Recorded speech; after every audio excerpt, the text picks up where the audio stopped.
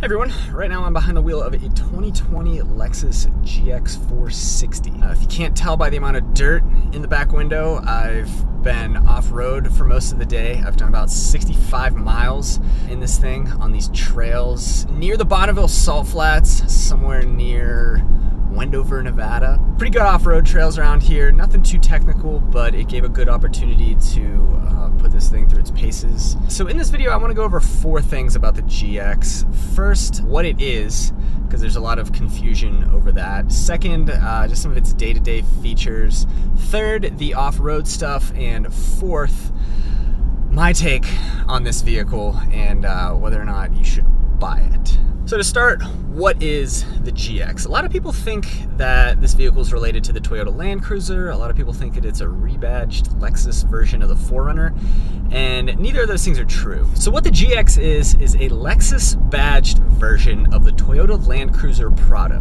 which is a vehicle in a similar vein to the 4Runner that's designed for and sold in foreign markets like Australia, Asia, and Europe, pretty much anywhere outside of North America. It's about the size of the 4Runner, it's 4-wheel drive, it's body on frame, it's meant to go off-road, and it altogether is a pretty compelling vehicle for the US market, but Toyota's issue is that they already have the 4Runner.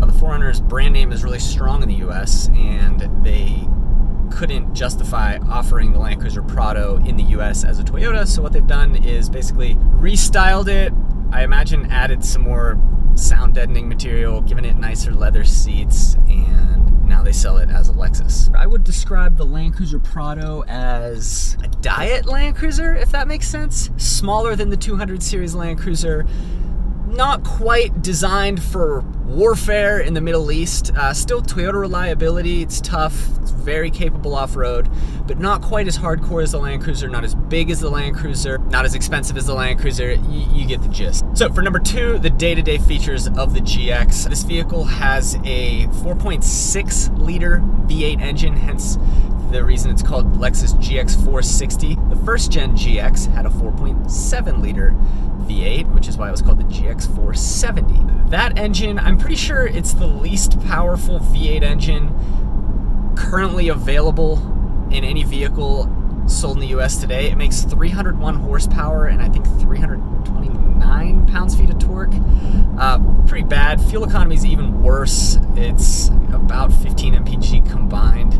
That engine is paired with a 6-speed automatic transmission, again, pretty antiquated, and that sends power to all 4 wheels through full-time 4-wheel drive. If you were to compare that to the 4Runner, 4Runner has a 4-liter V6 paired with a 5-speed automatic, which is even more ancient than this transmission. And depending on which trim level you get, the more off-road oriented trim levels of the 4Runner have full-time rear-wheel drive, and you can shift into 4-high or 4-low. So a little bit better powertrain than in the 4Runner, but not by much. Altogether, Toyota's truck lineup is pretty ancient. Other than that, infotainment in this thing is pretty ancient too. It's a very low resolution screen, it's a wonky interface, it's laggy, it's old, not good. No Android Auto, no Apple CarPlay. Room for up to 7, I believe. This one has second row captain's chairs. There's a third row with room for 2. It's kind of tight, but you can fit kids back there. You can get it with a bench in the second row too, which would allow for room for up to 7. Beyond that, materials quality is pretty good in this thing. It's very rugged, which I think is cool. It's pretty unique in that sense. Rugged luxury SUV. The name of the game here is reliability and longevity. Toyota is extremely conservative with their designs, and while it's not the most technologically advanced vehicle on the market, it's probably the one that will be left standing when all their vehicles have wound up in the junkyard, and that's pretty much what you get with Toyota, and that's pretty much where the value is with Toyotas. As far as off-road features go, the GX is pretty capable. It's a body-on-frame construction, solid rear axle, full-time 4-wheel drive. You can shift it into 4-low for technical off-road situations. It's got KDSS, which is Toyota's really clever sway bar disconnect feature. It's kinetic dynamic suspension system is what that stands for. And it actually debuted in the GX, the original GX 470, back in the early 2000s. And it's also available in the 4Runner and in the 200 series Land Cruiser. So KDSS is really clever. It can sense when you're on uneven terrain and disconnect the sway bars front and rear. And what that does is allows the sway bars to stabilize the vehicle on the highway, and then when you're off-road, they can disconnect automatically to allow for greater wheel articulation. And that's the front and the rear sway bars. It's pretty cool. The only other feature that's anything like that on the market is the Jeep Wrangler, Gladiator, and Ram Power Wagon offer a button-activated disconnecting front sway bar. So similar idea, but nowhere as near as advanced as KDSS. The GX also has height-adjustable rear suspension. It can lift up the rear by like 2 or 3 inches. It can lower it. It levels anytime the back of the vehicle is loaded down, or when you're towing, it'll self-level. All right, so now we're gonna drive up that trail, and I'm gonna just go ahead and get ahead of things here and pop it into 4 low. And now we've got this off-road camera display on the infotainment screen. That comes on automatically, which is pretty cool. So not using multi-terrain select, not using crawl control, just going with regular old 4 low. And via this camera, we can see exactly what's in front of us here. It looks steep, and yeah, it is fairly steep, but for any vehicle with true 4-wheel drive, this really isn't that much of a challenge. That is Nevada over there.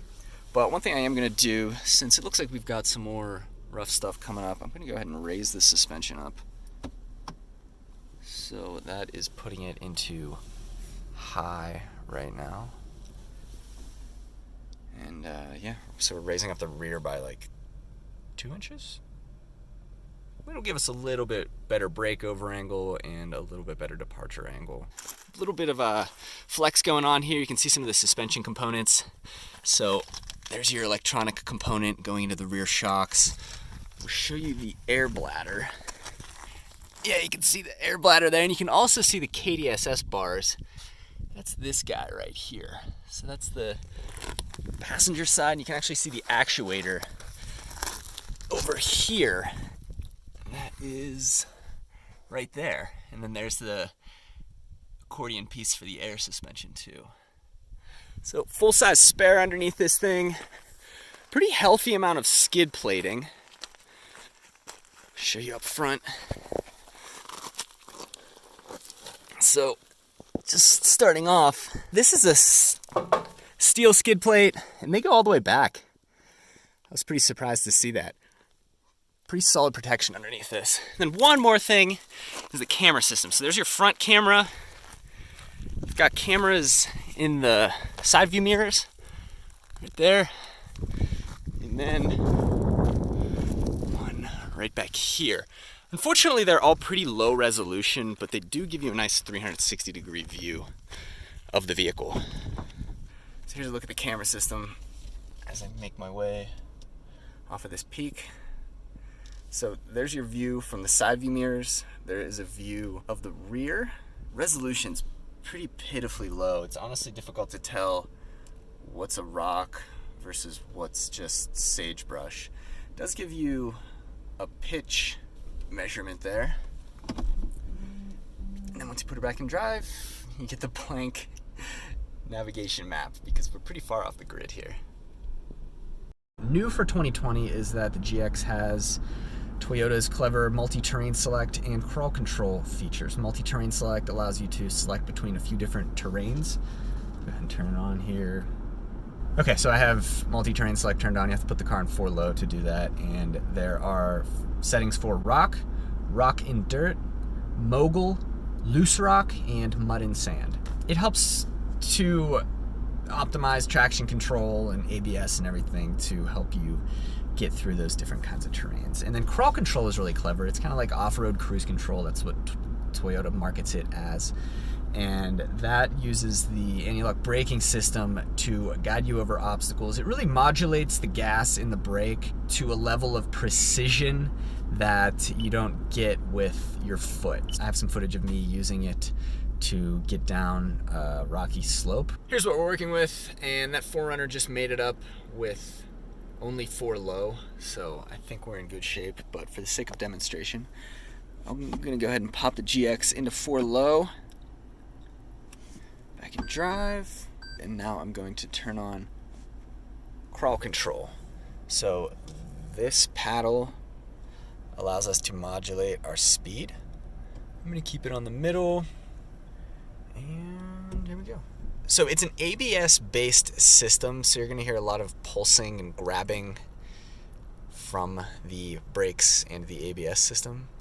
This is really slow. I'm gonna go ahead and turn it all the way up. There we go. So I don't expect any slippage right now. This should be a very controlled ascent. My foot is not on the gas, not on the brake. I'm just steering. While I could do this with my foot, whoa. What crawl control does is it modulates the gas and the brake little by little with a precision that a human being couldn't really match. I think that's the best way to describe it. Really wouldn't have needed it in this situation, but I did want to demonstrate it, and it works really well. It keeps the car from sliding, doesn't allow you to gain too much momentum going downhill, so it holds the car back. It sounds really obnoxious. It sounds like something's broken underneath the vehicle.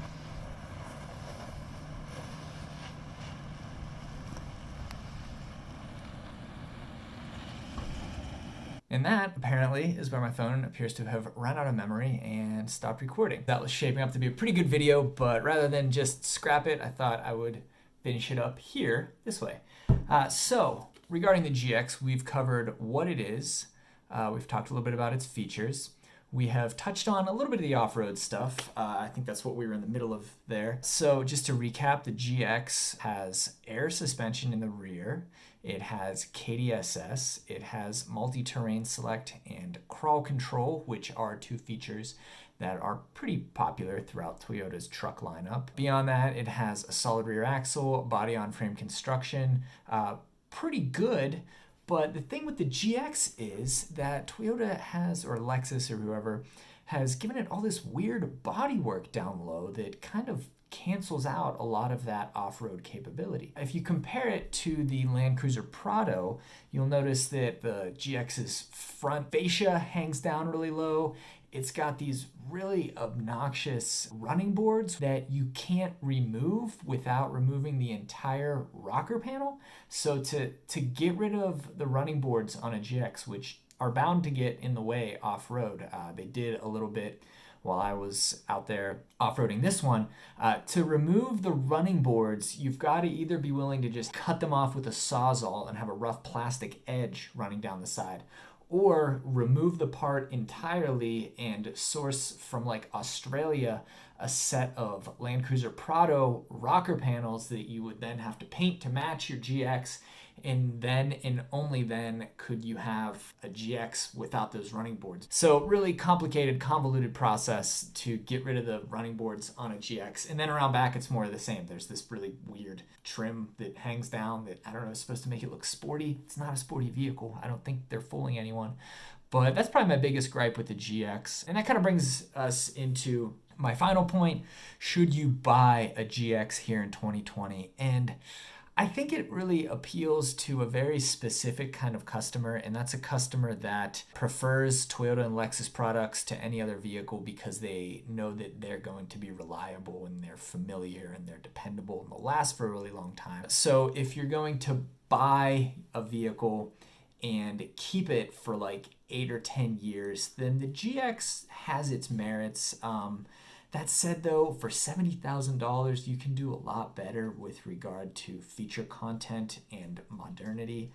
GX has a really bad infotainment system. It's got, I think, the least efficient V8 engine, period, on sale in the US today.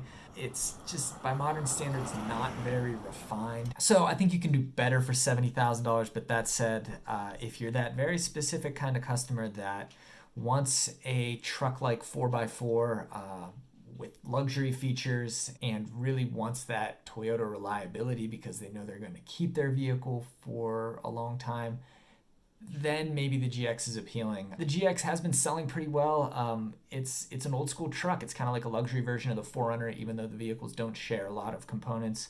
And I really enjoy it. I think that if Lexus were to redesign the GX and fix some of those flaws, give it those modern features that we're looking for today, and give it a more efficient powertrain, then I think it becomes a really appealing vehicle. So I think that about wraps up the GX. I know this video was a little weird, and I'm sorry that I didn't get the full version of the video that I recorded out there when I was off-roading the GX, but either way, I think that about covers it. So thank you for watching.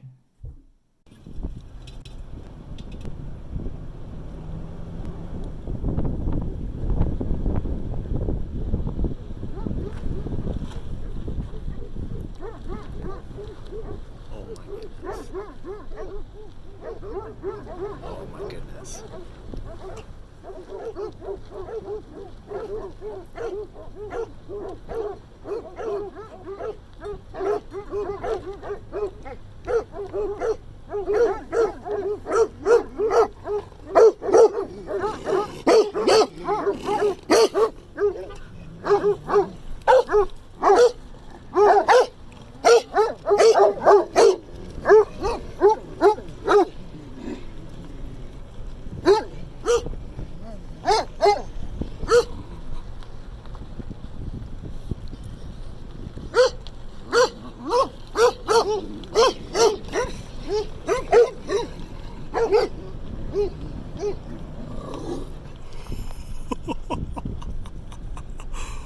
Whoa.